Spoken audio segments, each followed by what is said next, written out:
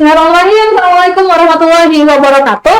Halo Sobat Antasari semua dimanapun kamu berada. Kita jumpa lagi di podcast UIN Antasari ya. Podcast inspiratif untuk kamu para Gen Z. Oke, kita kedatangan tamu hari ini spesial ya. Dari rekan-rekan mahasiswa, teman-teman mahasiswa kita yang kisah hidup mereka itu bisa menginspirasi kalian semua para Gen Z ya untuk menjalani perkuliahan di UIN Antasari khususnya. Halo Norma, Reza. Halo Ibu. Oke, assalamualaikum. Waalaikumsalam warahmatullahi wabarakatuh. Gimana kabarnya? Baik sekali Ibu. Baik, Alhamdulillah. Kita kenalan dulu ya. Iya. Oke, mulai dari Reza dulu ya. Iya. Reza kenalan di kamera itu, silakan Reza. Oke, sahabat Gen Z, perkenalkan nama saya Reza Pratama. Saya dari Fakultas Tarbiyah dan Keguruan UIN Antasari Banjarmasin. Oke, Norma. Halo Sobat Antasari, saya Nurholida dari Fakultas Usuluddin dan Humaniora, jurusan Akidah dan Filsafat Islam. Salam kenal. Oke, ini dua-duanya beda fakultas. Reza di Fakultas Tarbiyah dan Keguruan, FTKE. Kemudian Norma ya saya panggil ya, di Fakultas Usuluddin dan Humaniora. Kalau ya FUH ya. Ya, jadi kalau si Reza di Pendidikan Agama Islam, PAI, ya, di PAI, kemudian Norma di AFI, Akidah Filsafat Islam. Wah, ini dua hal yang menarik kita bahas ya. Saya mau bertanya dulu, Reza, kok mau kuliah di UIN Antasari? Di UIN Antasari Banjarmasin, kenapa saya ingin kuliah di UIN Antasari Banjarmasin? Karena perkuliahan, banyak orang yang kadang berpikir perkuliahan itu adalah sesuatu hal yang biasa saja. Tapi sebenarnya di dalam perkuliahan itu ada banyak hal yang bisa kita dapatkan. Yang pertama, mindset, kemudian upskill kita. Dari sanalah saya ingin sekali untuk berkuliah di UIN Antasari Banjarmasin, karena UIN Antasari Banjarmasin itu memberikan banyak wadah untuk orang-orang yang berbakat. Oh gitu ya? Iya Ibu. Jadi kamu sama di perkuliahan UIN Antasari merasa banyak banget nge-upgrade diri kamu, skill kamu, dan juga banyak wawasan yang bertambah. Betul sekali. Oke, nanti kita korek ya. Oke, Norma gimana? Kalau aku sendiri itu karena niatnya memang mau belajar ilmu dunia, tapi juga mau balance sama ilmu agama, Bu. Karena ngambil filsafat Islam. Oh, oke. Ini jarang-jarang nih anak-anak generasi sekarang berpikiran ngambil filsafat gitu kan. Padahal kan biasanya kesannya aduh sulit nih belajar filsafat gitu kan. Cewek lagi. Oke, kenapa mau gitu? Atau memang dari awal milihnya udah filsafat gitu? Gimana? Terima kasih, Bu. Sebelumnya emang mau di dunia kedokteran. Tapi sebelumnya waktu mau lulus itu aku mikir kayaknya bakat aku ini di ilmu agama deh. Bakat amat ya, Bu. Tapi nggak belajar ilmu agama seperti fikih misalnya, mahfuzat atau tauhid itu hati aku tenang. Jadi juga dapat saran waktu kuliah dari Ustadz Yuniza Ramadhani, beliau alumni dari UIN Antasari juga. Nah, beliau bilang kayaknya ilmu filsafat itu bisa membalancekan antara ilmu dunia dan ilmu agama, dan juga bisa membuat pikiran itu menjadi lebih kritis dan lebih bijak. Iya, jadi dari beliau berkata seperti itu, hati aku langsung teguh, kayaknya nggak kedokteran. Filsafat. Saya dulu dong sama Ustadznya. Akhirnya berkat saran Ustadz selesai gitu kan kuliah di filsafat. Ngerasa senang, berpuas hati nggak dengan perkuliahan selama di UIN Antasari? Sangat, Bu. Sangat berpuas hati. Terutama juga dengan dosen-dosen yang mengajar di Usuluddin Humaniora. Menurut saya beliau sangat menginspirasi saya, dan juga khususnya Ustadz Dr. Irfan Emhum. Assalamualaikum Ustadz Kerek. Dia sangat menginspirasi saya terkait ilmu filsafat barat dan filsafat timur. Gimana tuh? Terkait filsafat timur misalnya, dalam setiap pelajaran Bapak Irfan, beliau selalu memberikan kesimpulan-kesimpulan di akhir terkait filsafat timur, misalnya Anne-Marie Schimmel itu terkait dalam kuburan beliau itu sebenarnya bukan orang Islam, Bu, tapi beliau menyukai untuk mengoreksi agama-agama Islam. Ada hafal Al-Quran, misalnya di kuburan Anne-Marie Schimmel itu ada tertulis An-Nasunyamu Idamaku intabahu. Oke, gimana tuh maksudnya tuh? Jadi dalam artinya manusia itu sebenarnya tertidur, namun ketika wafat ia terbangun. Itu yang membuat iya nih, ternyata dirinya nggak mimpi ya. Oke, jadi itu ya yang diperoleh dari Pak Irfan ya, Iya. gitu. Jadi menginspirasinya adalah berfilsafat itu membuat kita berpikir dan merenungkan kehidupan kita, gitu. Benar. Oke, kalau Reza gimana? Kenapa nih kok langsung ke pendidikan agama Islam? Sebenarnya saya agak relate juga sih Bu dengan cerita si Den. Dan sebenarnya dulu saya itu pengen banget juga masuk di kedokteran. Oh, kayaknya sejak zaman dulu tuh kalau anak-anak ditanya pengen jadi apa, jawabannya dokter.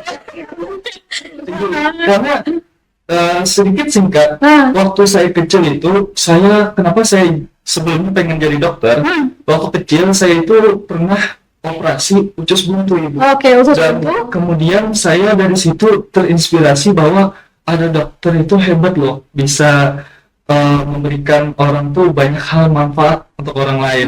Sehingga kemudian saat saya menginjak di sekolah menengah atas, Oke. kemudian saya belajar benar-benar biologi. Saya tanya-tanya tuh sama guru saya, gimana sih caranya supaya masuk kedokteran gitu. Oke. Saya tanya beliau, yang penting kamu dalamnya masalah ilmu biologi aja oke. katanya. Kemudian setelah hampir kelas 12, saya direkomendasikan untuk diulang di kedokteran. Oh, oke. Tapi hal itu juga ya namanya juga dunia ya Ibu. Dalam artian kehidupan itu tidak selamanya selalu satu roda. Iya. Pasti berubah gitu. Kayak pada akhirnya saya masuk di UIN Antasari Banjarmasin dengan jurusan pendidikan agama Islam karena saya sangat tertarik juga dengan tentang masalah pendidikan itu. Oh, oke. Adanya Soalnya, ke pendidikan gitu. Iya, masalah-masalah guru-guru di Indonesia dan lain sebagainya. Guru itu adalah seorang inspirasi. Pengajar itu adalah orang yang benar-benar menginspirasi. Orang yang baik itu dokter, kemudian baik itu orang ahli hukum, itu berasal dari seorang guru. Oke. Itu berasal dari seorang guru. Pada dasarnya guru itu adalah dasar untuk menjadi seseorang sukses. Sehingga di pendidikan agama Islam ini, teman-teman, kita banyak diberikan baik itu up mindsetnya dari berbagai dosen, kemudian upskill kita, pengalaman, pengetahuan, dan ya salah satu mata kuliah yang sangat berkesan juga selama saya perkuliahan itu adalah psikologi agama. Oke. Gimana tuh? Psikologi agama itu saat saya semester 1 kan Ibu, itu benar-benar masih dalam belajar mengenal makalah, saya kayak belajar makalah dan sebagainya. Kemudian di semester 2 itu benar-benar culture shock, kayak wah, diberikan tugas riset gitu. Dan tapi pada dasarnya saya adalah orang yang suka tantangan. Dimana saya belajar, kemudian saya bukan hanya belajar dari buku-buku saja, kemudian searching, tapi saya cari tanya-tanya dengan kakak tingkat. Gimana caranya mengerjakan mini riset itu apa dan sebagainya. Dan saya juga tanya dengan dosen pengampu itu dan Di mata kuliah itu maksudnya disuruh mini riset, bukan bikin makalah gitu. Enggak Bu, itu benar-benar kaget gitu. Oke. Perbedaannya benar-benar signifikan kan. Dan itu ketika dari semester 1 ke semester 2 langsung.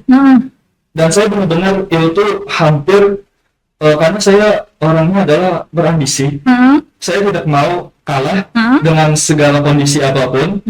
Oleh karenanya ketika saya ingin mencapai satu tujuan, saya tidak ingin quitter. Artinya tidak ingin lari dari tujuan itu, menyerah. Dan sehingga saya hampir di semester itu, karena hektiknya juga, PB dan lain sebagainya, itu kurang lebih setiap hari tidur cuma 2-3 jam. Oke, tapi menikmati. Menikmati Bu, menikmati. Karena kita ketika kita ingin mencapai tujuan, berusaha dan lain sebagainya, berambisi, itulah yang membuat kita mau bekerja. Sehingga dan ya pada dasarnya ada satu pepatah yang mengatakan bahwa ketika kita mengerjakan sesuatu, ketika kita bekerja keras, maka ada hal yang diberikan, yaitu kita mampu mencapai hasil itu. Dan di akhir perkuliahan itu, apresiasi terbesar bagi saya adalah dosen itu mengatakan kepada saya, dia mengatakan ada hanya satu mahasiswa yang mendapatkan nilai A+ A plus. di mata kuliah saya, dan itu adalah Reza. Itu memuaskan ya. Memuaskan. Wah, oke, ini luar biasa nih. Jadi dalam artian biasanya kalau kuliah itu kan makalah aja gitu ya. Betul. Tapi di mata kuliah itu disuruh riset. Ya. Apa yang diriset? Itu riset tentang yang berhubungan dengan psikologi agama, Bu. Dan itu sih cari tentang permasalahan apapun yang berhubungan dengan psikologi agama tersebut. Dan itu masing-masing tuh teman-teman tuh, entah itu resepsi, cari di jurnal dan lain sebagainya. Habis-habisan itu. Dan kami menikmati. Tapi ini ya, kuliah tuh jadi kayak nggak denger aja ya. Enggak, kan ada orang bilang kalau kuliah tuh masuk kelas dengerin aja dosennya bicara kenapa? Enggak ya, jadi dalam artian dosennya juga berpartner dengan kawan-kawan untuk mengeksplor ilmu pengetahuan gitu ya. Oke, itu hanya ada di UIN Antasari loh. Yang gabung di UIN Antasari. Oke, selama kuliah kawan-kawan ada punya kesulitan nggak? Mata kuliah tertentu? Atau mungkin pengalaman? Karena bisa jadi kan mata kuliah bisa dilewatin. Tapi sama lah ya, kayak kita mengerjakan skripsi, kayaknya bukan skripsinya yang sulit. Tapi drama di balik terciptanya skripsi itu yang bikin sulit gitu. Oke, siapa yang cerita? Mau dibantu? Terkait kesulitan di masa perkuliahan itu kayaknya di semester akhir ya Bu, untuk terkait skripsi. Untuk terkait skripsi saya itu sulit untuk membagi waktu dalam hal pertemanan dan juga skripsi. Alhamdulillah di masa sekarang ini saya itu punya banyak sekali teman Bu, dari pondok, juga teman-teman baru, teman organisasi. Nah, teman-teman itu kadang tuh, ayo kita reuni yuk. Gitu. Situ sambil skripsian kan, reuni atau skripsian. Jadi reuni kayaknya, oke deh kita reuni tapi 2 jam aja ya. Skripsi dulu. Terkait mungkin time manajemennya aja. Dalam hal skripsi juga, dalam filsafat itu Bu, yang paling signifikan, yang paling harus serius itu adalah teorinya dan juga apa sumber masalahnya. Detailnya harus pas. Nah, kebetulan dosen saya itu salah satunya adalah Ibu Fatrawati kemarin. Oke, Bu Fatrawati. Halo Ibu Fatrawati. Dan satunya juga Dr. Muhammad Rusdi. Oke, Pak Rusdi ya. Dalam hal ini, Bapak Rusdi sangat fokus terkait tasawuf dan Ibu Fatwa sangat menguasai dunia filsafat barat. Dan dalam penelitian skripsi saya itu lebih ke filsafat barat, Ibu. Jadi Bu, pada beberapa pekan sebulan dalam saya mengerjakan skripsi itu Bu, setiap minggu kan saya pasti mendatangi Bapak Rusdi dan Ibu Fatwa. Kalau Bapak Rusdi itu, oke, baik, normal, ini penulisannya kurang. Tapi kalau Ibu Fatwa, dari ini sampai karena Ibu Fatwa itu sekolahnya bercerita kalau juga sambil ini repetisi tidak malusnya semua tidak Bu, saya malah sambil Ibu Fatwa itu ini dalam hati saya keren sekali Ibu Fatwa ini. Oke. Jadi kayak kita kalau zaman dulu kan kalau belajar itu berijazah dengan guru. Nah, jadi kamu ini kan ya karena dunianya tasawuf dan filsafat. Jadi akan kamu kayak berijazah langsung dengan Ibu Fatra gitu ya, dengan ya ini luar biasa.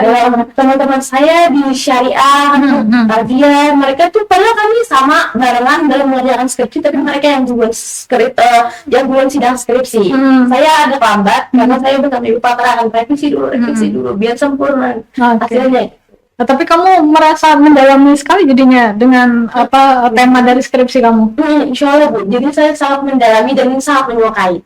Oke. Ini kalau saya lihat judul skripsi kamu, simbol gaya hijab perempuan di media Instagram, perspektif semioteka Roland Barthes. Oke, ini kan juga dari judulnya kayaknya berat nih.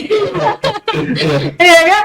Ini gimana ceritanya kok kamu pengen mengangkat ini gitu? Oke Bu, terima kasih. Dalam ini saya kan aktif di media Instagram Bu. Saya sangat aktif di media Instagram dan juga dalam dunia fashion. Kamu konten kreator? Konten kreator dan juga sangat menyukai terkait peradaban fashion. Masa kini. Dalam hal ini juga saya dibantu sama teman saya Bu. Saya dibantu sama teman saya. Siapa teman kamu? Halo teman saya.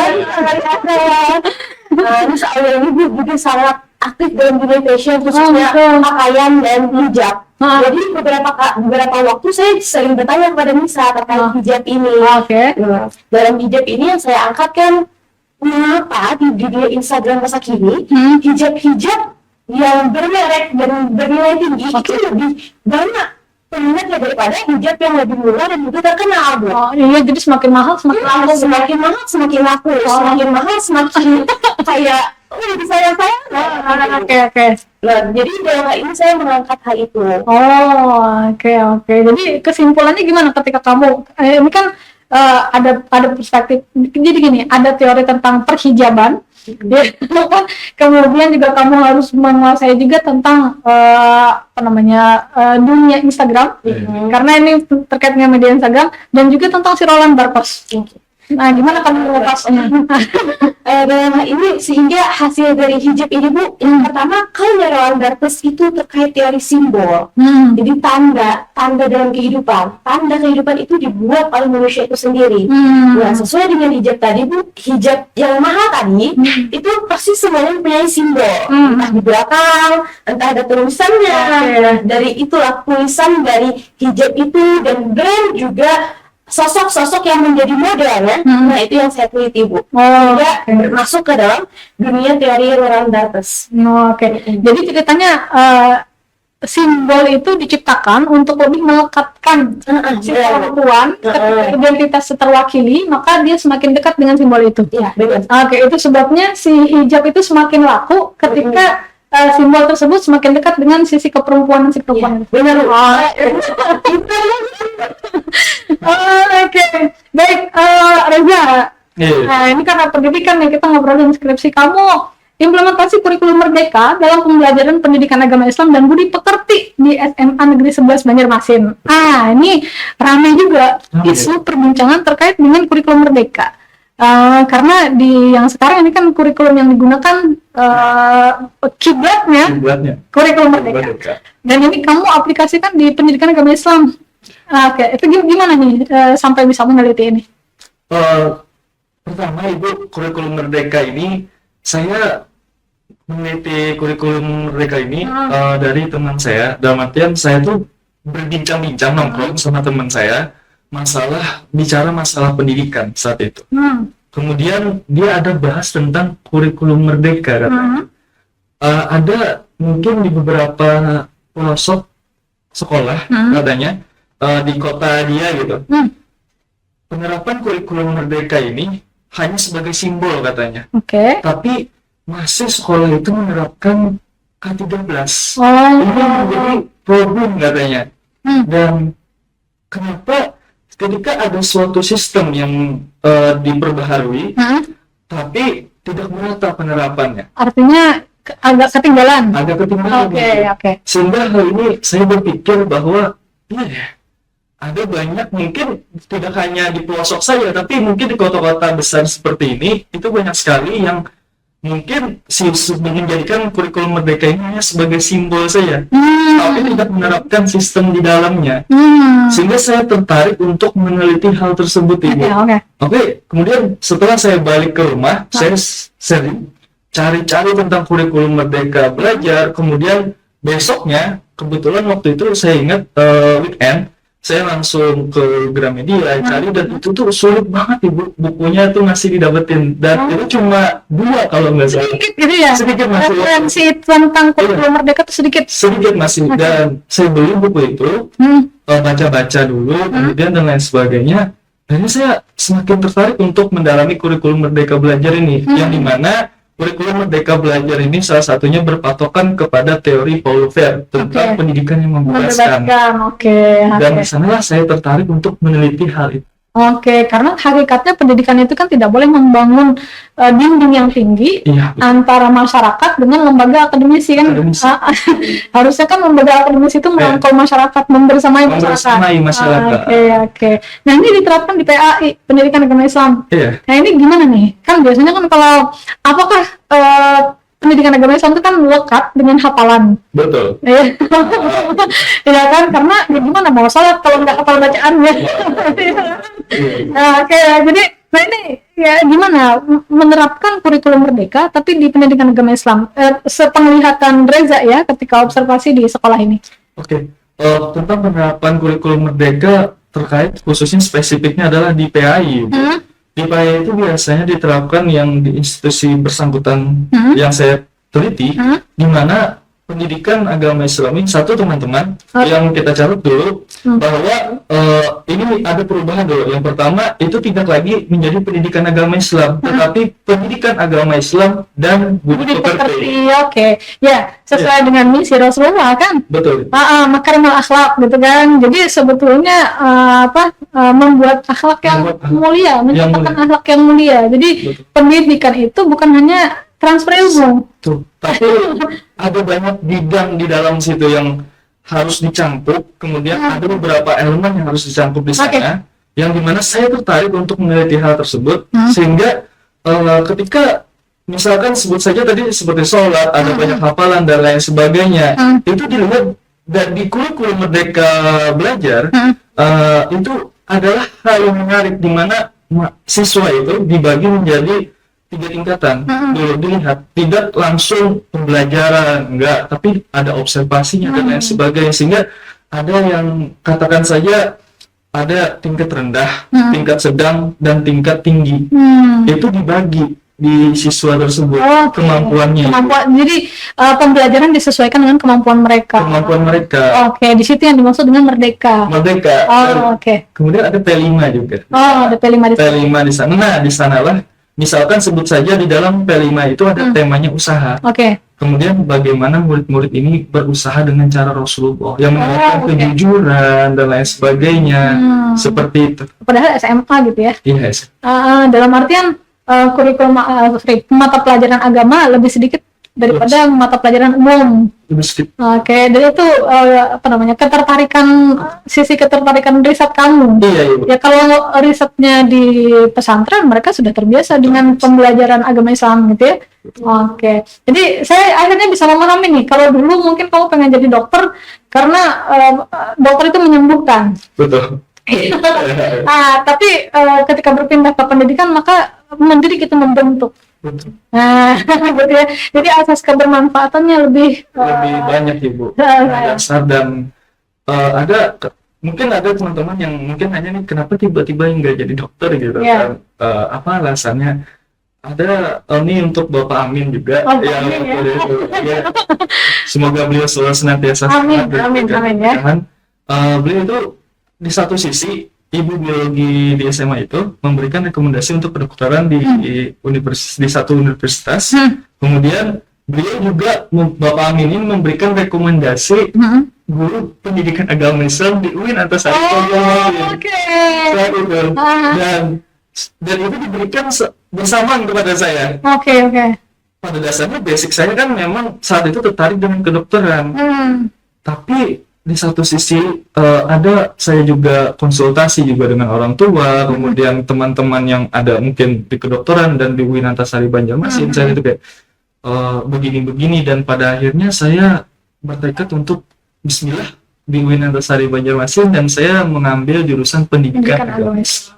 Jadi luar biasa nih ya, perjalanan panjang. Jadi setiap kita memilih termasuk program studi itu kan berdasarkan minat kita juga dan masa depan, berkaca ke masa depannya gitu. Ini kan kuliah, belajar. Tapi kan saya yakin ya dua-duanya kayaknya aktivis dan tidak belajar. Coba ceritain gimana ceritanya, barangkali bisa memberikan tips kepada kawan-kawan ya, rekan-rekan untuk bisa menuntaskan perkuliahan. Di samping kuliah bisa organisasi dan mungkin ada kerjaan yang lain mungkin ya. Boleh sharing dulu, Norma dulu. Terima kasih Bu. Dalam mahasiswa kemarin, mahasiswa kemarin saya aktif dalam Ormaba di Posma, Forum Silaturahmi Mahasiswa, dan juga saya aktif di HMJ jurusan. Kemudian saya aktif juga melanjutkan di DEMA. Jadi selama perkuliahan itu selama 3,5 tahun waktu itu saya aktif di dunia organisasi juga ya. Ada kendala ketika kuliah? Terkait kendala dalam perkuliahan itu saya lebih capek, jadi setiap pagi sampai sore. Itu kan biasanya kalau kuliah kan ada jedanya, mungkin istirahat 2 jam, 1 jam gitu. Nah itu tidak Bu, jadinya selama perkuliahan itu saya pokoknya dari pagi sampai jam 5 atau jam 6 pasti di luar. Baru pulang ke rumah jam malam gitu. Karena organisasi. Dan itu malam juga pasti ada rapat-rapat tertentu, melanjutkan rapat gitu Bu. Jadi mau yang membuat capeknya itu terkait makalah, kan banyak makalah ya di Winatasari. Jadi makalah dan juga organisasi itu harus diseimbangkan. Tapi kalau dalam hal ini karena saya anak organisatoris pada waktu itu, saya pasti lebih mengedepankan kalau ketemu sama junioran saya Bu, yang sudah aktifkan saja dulu dalam 3 tahun ini di organisasi dan pendidikan. Karena kalau mau lanjut setelah 3 tahun di perkuliahan atau masa akhir skripsi, itu pasti akan malas untuk berorganisasi. Dan juga semangat kita sebagai anak muda juga pasti bukan lagi organisasi kan Bu, jadi pasti ke pendidikan dan juga apa yang dilanjutkan setelah pendidikan itu selesai. Ini kalau Riza gimana? Baik. Terima kasih. Bicara tentang balance lah. Kalau saya bilang itu bagaimana kita cara mengkoordinir antara aktivitas kita sehari-hari dengan perkuliahan. Saya juga aktif di organisasi, baik itu di dalam kampus, kemudian di luar kampus, dan juga saya fokus dan disiplin di masalah perkuliahan. Sebut saja misalkan dari jam 7 pagi misalkan, itu sudah mulai waktu semester 1 kan pasti ada UPB dan lain sebagainya. Harus berangkat apa itu. Dan kebetulan waktu itu masih COVID Ibu, jadi mungkin di rumah, Zoom dan lain sebagainya. Tapi mungkin teman-teman yang sekarang ya pagi-pagi tuh sudah siap berangkat ke kampus. Dan itu tuh dimulai dari pagi sampai ke sore lah, kisaran seperti itu. Kemudian lanjut lagi di dalam perkuliahan itu saya mengikuti organisasi, kemudian saya juga meng-up mindset saya dengan pergi ke perpustakaan untuk membaca buku. Minimal teman-teman di dalam sehari itu kita harus bisa memaksimalkan diri kita untuk membaca ya. Dalam artian bagaimana kita bisa ini membudayakan literasi membaca itu. Minimal adalah 1 hari itu membaca buku. Baca referensi, baca buku ya, bukan baca status ya? Bukan. Yang dibaca medsos gitu. Kemudian upskill, dan itu tuh ada di organisasi. Organisasi bagaimana kita dengan Eki dengan orang-orang berkomunikasi, membentuk struktural dan lain sebagainya. Kemudian dan jangan sampai juga terlewatkan tentang tugas-tugas perkuliahan. Jadi kalau saya simpulkan nih, kawan-kawan nih bukan mahasiswa kupu-kupu ya, kuliah pulang. Tapi kalau kuliah ya kuliah, tapi kalau waktu organisasi gitu ya. Jadi pura-pura gitu. Ini menarik nih. Saya sering menemukan gitu ya, mahasiswa kok rapat organisasi itu malam-malam gitu loh. Ini saya sarankan ya kawan-kawan semuanya yang di organisasi, coba usahakan gitu ya, belajar untuk memanajemen waktu rapat, tidak perlu malam-malam dan sesuai dengan waktunya gitu. Karena kawan-kawan punya amanah khusus dari keluarga untuk menyelesaikan kuliah gitu ya. Organisasi penting, tapi kuliah demi masa depan juga lebih penting gitu ya. Jadi saya sering dengar gitu keluhan mahasiswa rapat, tapi ya tadi yang bikin capek itu bukan organisasi ya, tapi rapatnya. Ada lebih banyak berbicaranya kan, isinya gitu, melanjutkan program kerja. Itu ya. Halo kawan-kawan di organisasi ya, saya menyampaikan unek-unek saya gitu ya, untuk karena kita ada mahasiswa juga yang perlu kita dengarkan suara mereka gitu.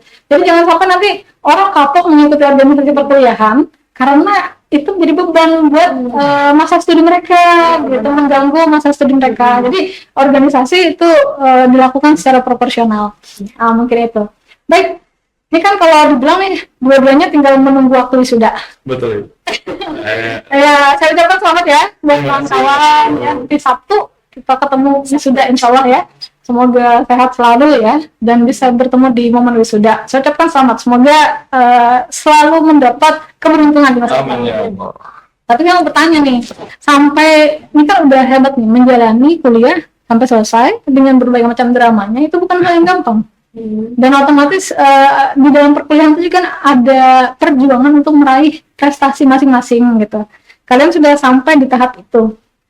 Sebetulnya didukung oleh keluarga. Apa gimana nih latar belakang keluarganya gimana? Ini kalau tidak mau jawab tidak apa-apa. Saya mau Boleh ya.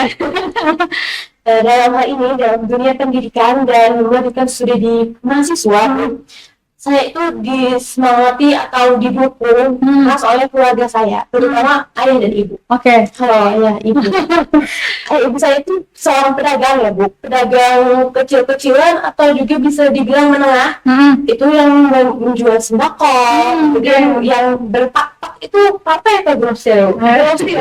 Nah, grosir dalam hal ini ibu saya itu dulu mau lanjut kuliah Bu.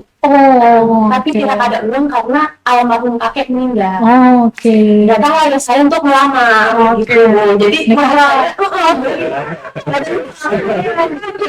nggak bisa nikah lah. Saya itu sering sekali menceritakan hal itu. Mungkin pengingat masa lalunya ya Bu. Jadi saya semakin semangat untuk mengejar mimpi dan harapan karena saya bisa mengabulkan hajat orang tua saya dulu, tapi dengan perantara saya yang sekarang. Ini orang tua udah tahu kan kamu lulus nih? Iya. Itu gimana tuh responnya gitu? Kalau orang tua saya Bu tidak yang too much. Alhamdulillah. Alhamdulillah. Di sini lanjut kuliah kerja langsung ya. Jadi gimana gitu lanjut kuliah ya? Cari beasiswa dulu sampai gitu. Anak itu beasiswa, itu beasiswa. Gitu ini sudah saya sudah bersemangat untuk mencari beasiswa LPDP, IB. Ternyata terlambat Bu. Terlambat kan belum tentu menutup kemungkinan. Jadi lanjutnya dengan mandiri saja dulu ya, nggak apa-apa ya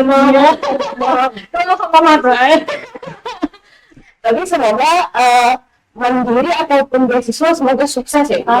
Sukses, tidak masalah. Karena kan salah satu rezeki yang diberkahi dari jalur perdagangan kan. Tadi sekarang saya melihat keluarga saya banyak berdagang. Saya tuh kayak aku harus jadi guru atau orang yang memiliki instansi gitu. Yang di sini itu saya tuh punya teman, anak DPR RI Bu, yang namanya Rida Rahma. Dia itu senang sekali lihat keluarga saya yang berdagang. Keren banget loh, mama abahmu ini punya bisnis sendiri gitu. Terus aku bilang kan gaji bapak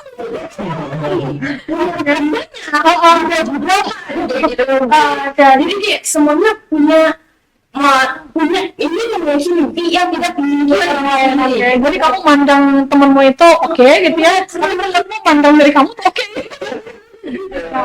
Jadi itu kadang kita gitu ya ngelihat posisi orang itu lebih nyaman daripada kita. Padahal posisi kita itu dirindukan oleh banyak orang. Buat mama rajin loh Mak. Nanti kalau kuliah pernah tunggu tanggal mainnya ya. Jadi gini, berarti kalau saya dengar dari ceritamu tadi, kamu itu generasi pertama yang melanjutkan pendidikan sampai ke level tinggi. Benar Bu. Karena rata-rata juga keluarga dari ayah ini kan Madura ya Bu. Dan pondok kan. Dan di Madura itu saya tidak ada yang pendidikan umum, agama.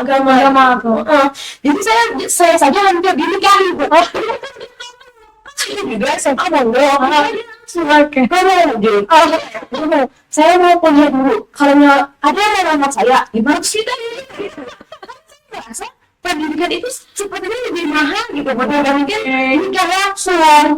Jadi saya merasa dalam dunia perkuliahan ini saya memiliki banyak sekali pengalaman baru yang sudah saya dengarkan atau saya dapatkan dari orang tua saya.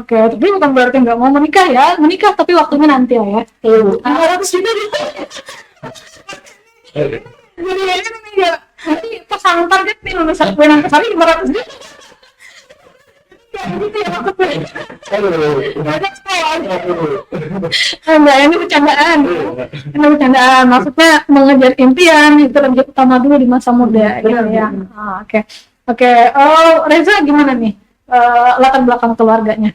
Untuk latar belakang keluarga saya saat ini dari saya umur kurang lebih 12 tahun sampai sekarang itu saya bersama ibu saya.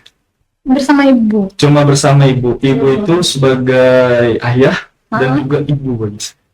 Ini maaf ya, ini kamu boleh boleh nggak jawab gitu. Single mother? Single mother. Single fighter? Single fighter. Oke. Bapakmu? Waktu itu di umur 12 tahun kurang lebih saya, bapak itu meninggalkan kami berdua. Ini saya siapa tahu meninggalkan. Meninggalkan, bukan meninggalkan. Oke.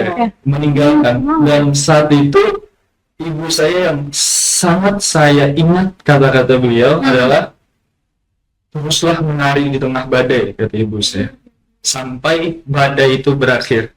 Dan di sana di saat umur 12 tahun juga saya bilang ke ibu saya bahwa suatu hari nanti akan saya harumkan nama ibu saya di dunia akan mengenal nama ibu saya.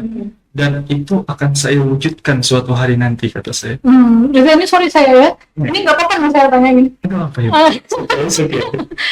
Oke. Ini 12 tahun ditinggal, berarti kamu cukup besar ya waktu itu? Lumayan waktu. Mungkin SD ya. Sampai sekarang ingat muka bapakmu? Ingat ibu. Ingat. Beliau itu pergi bekerja atau bagaimana ceritanya ketika itu? Saat itu bapak itu sudah punya dan menikah dengan wanita lain saat itu.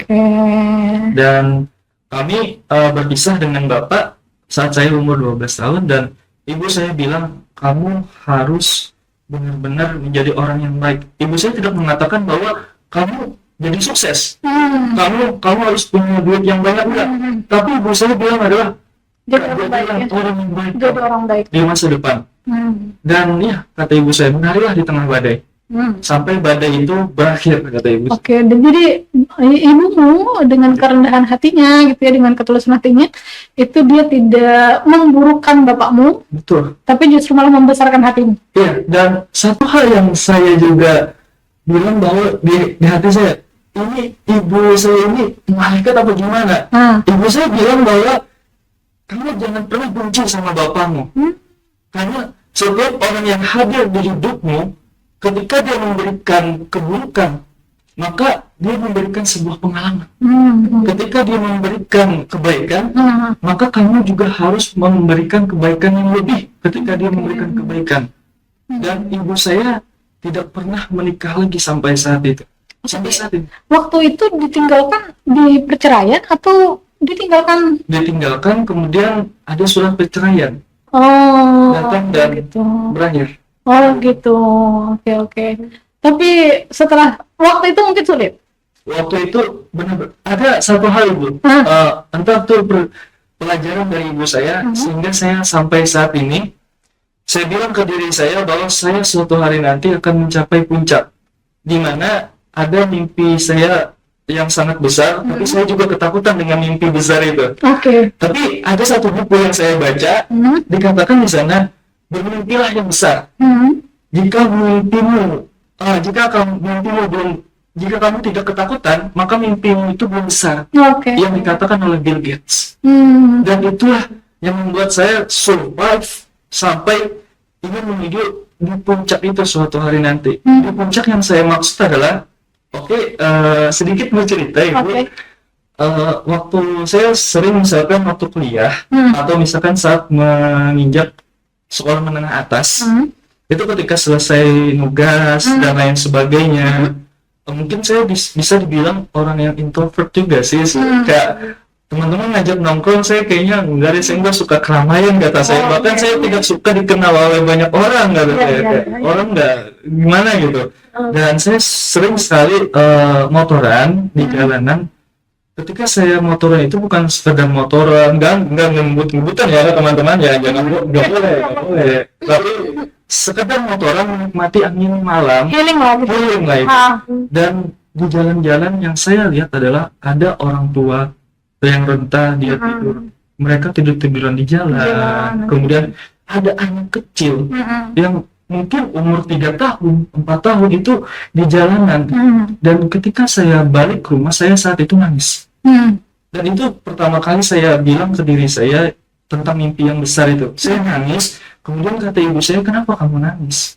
Kata saya cuma sedih kan, saya merasakan gimana rasanya kelaparan, gimana rasanya sulit untuk menjalani survive dalam kehidupan. Saya bilang ke ibu saya, "Mah, saya berjanji kepada diri saya dan saya ingin membuktikan dan berusaha. Suatu hari nanti sebelum saya meninggal," kata saya ingin memberi makan setidaknya 1.000 orang, 1 juta orang, itu orang yang pernah mengenal saya atau orang yang berada di sekitar saya ingin memberi makan mereka. Kemudian saya juga ingin membangun suatu lembaga pendidikan yang dimana anak-anak jalanan itu mereka bebas untuk mendapatkan pendidikan. Oke. Jadi kalau dibilang mimpi Reza cukup besar, ini di podcast ini barangkali bisa dibantu ya. Minimal mendoakan. Minimal mendoakan supaya terwujud. Karena kebaikan tadi ya. Betul. Oke. Jadi lupakanlah pengalaman yang tidak nyaman. Jadi tetap ke masa depan saja. Jadi Bapak tidak ada, itu kan hanya drama. Hanya drama dalam artian bukan berarti drama itu hal yang tidak baik gitu ya. Iya, tapi itulah pelajaran, barangkali ketika bapakmu ada kamu tidak sekuat sekarang. Iya, dan itu yang sedikit boleh teman-teman untuk inspirasi bahwa kalian jangan pernah menyerah dalam hidup kalian. Ketika kalian jatuh, bangun lagi, survive lagi. Ingat satu hal, kalian diciptakan untuk apa? Ketika kalian lahir, kalian diajarkan untuk orang tua kalian berdiri. Masa kalian hanya jatuh karena suatu hal yang itu hal yang biasa seperti saya dan ibu saya setiap hari sejak saya kecil sampai saat ini, ibu bahkan sampai hari ini ibu saya selalu datang pagi. Setiap pagi saya disuruh duduk ibu saya bilang, "Reja, sini, nak, sini, duduk sini," kata ibu saya. Ketika itu saya duduk, ibu saya selalu meletakkan tangannya di dada saya. Kemudian beliau, saya nggak tahu apa yang beliau doakan, doa apa. Yang saya tahu adalah mulut beliau itu bergerak membaca doa gitu. Kemudian setelah beliau letakkan di dada kiri saya, kemudian beliau letakkan di kepala saya. Dan doa juga itu setiap pagi tidak pernah terlewatkan. Setiap pagi, setiap beliau ingin pergi kerja, itu selalu beliau letakkan tangan kanannya di dada kiri saya, kemudian di kepala saya, doa. Semacam ritual ya? Semacam ritual khusus gitu? Iya, sejak saya kecil.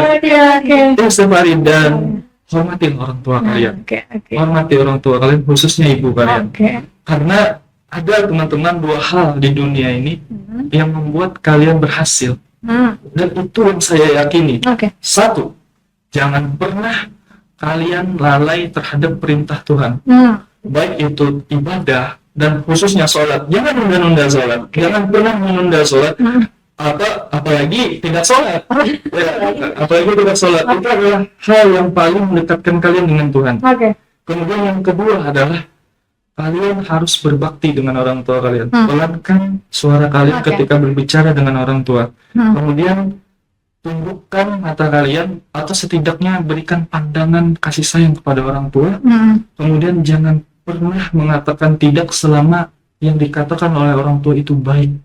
Seperti itu. Jadi itu pesan ya, kesan dan pesan dari Reza ya. Buat ini bukan berarti kita menjual kesedihan ya. Jadi ini sebagai inspirasi, bukan kita membuka luka lama. Enggak ya. Kalau Reza tadi udah kasih kesan dan pesannya gitu, Norma boleh sampaikan ke kawan-kawan ya, Sobat Antasari gitu, bagaimana pesan dan kesannya? Halo Sobat Antasari, jangan lupa untuk terus semangat dan juga dalam melanjutkan studi pendidikan, lakukanlah sebaik mungkin apa yang ingin kamu kejar. Kita perlu memikirkan hal-hal yang berarti apakah aku ingin menjadi sesuatu ataupun bagaimana kelanjutan hidupku, tapi lakukanlah segala sesuatu itu hingga sesuatu itu akan datang sendiri kepadamu. Laisal fata mayyaqulu kana abi walakinnal fata mayyaqulu ha anada. Pemuda bukanlah ia yang berkata inilah ayahku, tetapi pemuda sejati ialah ia yang berani berkata inilah aku. Ini dia di 500 juta ya. Bercanda. Oke, teman semuanya nih udah lulus. Oke ya. What next? Ya. But next, insya Allah lanjut studi S2. S2 ya, semoga dimudahkan ya. Kalau Reza gimana? Saya melanjutkan studi S2 di Nah. Antasari Udah daftar ya? di tahun depan insya Nah, Allah. tahun depan insya Allah. Dan sekarang lagi membangun bisnis juga Membangun bisnis. bersama teman-teman. Kemudian insya Allah di tahun depan saya akan daftar S2 di Antasari. Oke, katanya udah keterima kerja juga ya? Iya Ibu, saya ditawar, diajak gitu, diajakin di satu institusi sekolah untuk ngajar itu pada bulan Agustus nanti insya Allah. Mulai Agustus masuk? Mulai Agustus masuk. Satu bulan. Dek gitu lagi, berapa hari lagi? Iya. Wisuda dulu lah ya. Wisuda dulu. Udah datang ke podcast Win Antasari sebagai inspirasi kepada sobat Antasari semuanya. Hai kawan-kawan semuanya, kita udah dengarkan perbincangan menarik bersama dua rekan kita ya, Norma Wida dengan juga Reza Pratama. Semoga ada hal baik yang bisa diingat dan juga dijiplak ya, difotokopi untuk bisa diterapkan di kehidupan kawan-kawan semuanya. Terima kasih banyak, mohon maaf lahir batin, semoga sehat selalu, bahagia. Assalamualaikum warahmatullahi wabarakatuh.